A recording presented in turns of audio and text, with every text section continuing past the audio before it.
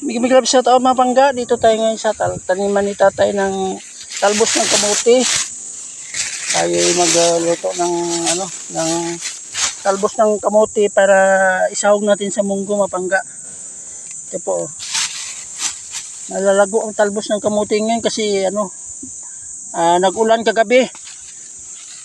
Ito na simula ang bulan nga nag-ulan-ulan tayo, no? Ayun. Kaya tuwing gabi ang lakas ng ulan. Kaya buti nga hindi lumaki ang tubig mga pangga. Yun nga lang, medyo malabo ang tubig pero hindi naman tumaas. Anong bagyo yun tayo na tumaas ang tubig dito tayo? September. Noong buwan ng September. Oktubre. September, October yun. Ito magbabagyo mga pangga. Yun. Lalakas ang tubig dito pagka pag malakas ang bagyo talaga. Ito ang gaganda ng usbong ng talbos ng kamote. Oh.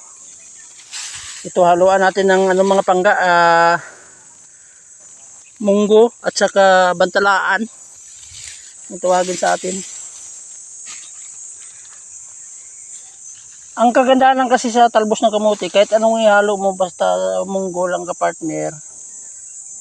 Kahit mga uga-uga lang tayo, no?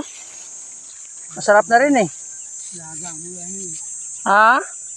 Laga mo sa bagoong. Laga, sausaw sa bagoong. Masarap rin po ito mga pangga, sabi ni tatay.